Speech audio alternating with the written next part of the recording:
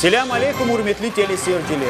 Эфирде нам Крыш Ньюс хабер бере. Добрый вечер, дорогие телезрители. В эфире информационно-паралитическая программа «Нам Крыш Ньюс». И с вами в студии Эдем Юсуфович Таиров И Михаил Петрович Кукуюк. Так называемый прокурор Крыма Наталья Поклонская получила звание «Сладкая вата Крыма». Программа «Все как есть», выходящая на Первом Крымском канале в условиях продовольственной блокады, переименована в «Как есть все». В Судаке будет установлена кованая скульптура туриста, чтобы жители полуострова все-таки не забывали, что это такое. Об этих и других новостях более подробно. Не переключайтесь. Сегодня 20-й день продовольственной блокады Крыма. Так называемые власти полуострова сообщают о новых зверствах правого сектора на границе. По сообщениям очевидцев, бойцы этой организации не пустили в Крым даже пару килограммов картошки. Но для несчастной картошки это было только началом. Как рассказывают эти же очевидцы, они своими глазами видели, как один из бойцов правого сектора достал нож и снял шкуру с еще живой картошки, после чего бросил ее в кипящую воду. После получасовой пытки несчастные овощи были съедены украинскими националистами и крымско-татарскими радикалами. Как заявили власти полуострова, крымчане надолго запомнят этот подвиг, потому что картошка не посрамила честь российского мундира. Мы продолжаем. Сергей Аксенов заявил, что половина дорожников Симферополя не справилась с работой. Мы призываем господина Аксенова быть оптимистом, ведь половина дорожников все-таки справилась. Новости образования.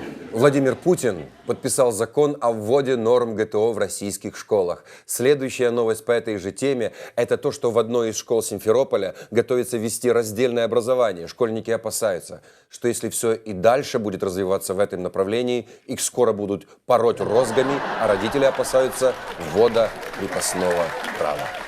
Как заявило одно из информагентств Крыма, врачи-миллионеры собираются купить квартиры в селе. Удивительно, как в одном предложении удалось собрать столько несовместимых понятий. Врачи-миллионеры, квартиры в селе, врачи и купить. Мы с нетерпением ждем сообщений о том, куда же собираются вкладывать деньги дворники-мажоры. Не переключайтесь. Так называемого вице-премьера Крыма Дмитрия Полонского облили горячим кофе на конференции ОБСЕ в Польше. Подробнее об этом в сюжете крымского телеканала. В интернете появилось видео вчерашнего инцидента с участием крымского вице-премьера. Напомним, 1 октября Дмитрия Полонского облили горячим кофе в кулуарах конференции ОБСЕ. В этом антидипломатическом поступке, по словам самого вице-премьера, принял участие неизвестный молодой человек с легкой руки скандально известного экс-главы МИД Украины, а ныне посла Украины в Польше Андрея Дещицы. А съемки проводил не менее скандальный своими заявлениями украинский телеканал.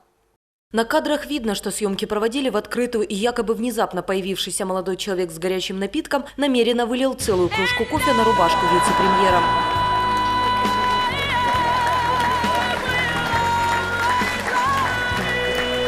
Это ужасающий по своему цинизму поступок, ведь российского вице-премьера облили двойным американо. К сожалению, на этом видео не видно, как тело вице-премьера быстро впитало запрещенный санкционный напиток. Мы провели собственное расследование, в результате которого обнаружили несколько баз по подготовке так называемых кофейных террористов.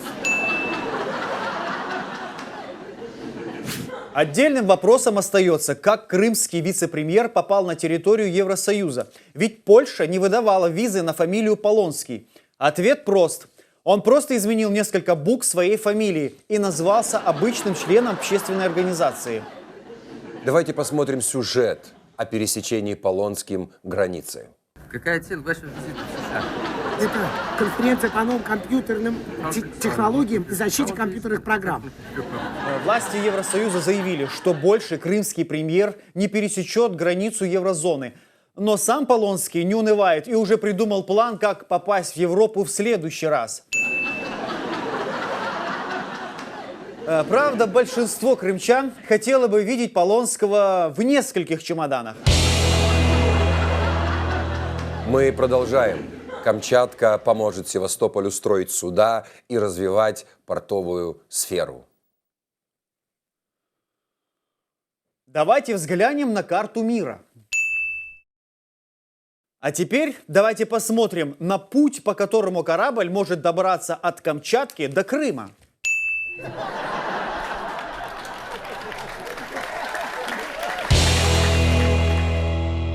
Институт стран СНГ выиграл грант на написание новейшей народной истории Крыма, в которой будет проанализирован период пребывания полуострова в составе независимой Украины, сообщил директор института Константин Затулин. В этот учебник войдут такие параграфы, как «Культура и быт страданий русскоязычного населения под украинским игом», «Развитие гончарного ремесла в условиях украинской оккупации», «Социальный мазохизм» или «Почему мы голосовали за Януковича». Начинаться книга будет с главы под названием «Пришествие Путина в Крым по воде». Мы представили, как могли бы выглядеть иллюстрации к российскому учебнику по новейшей истории Крыма. Давайте посмотрим.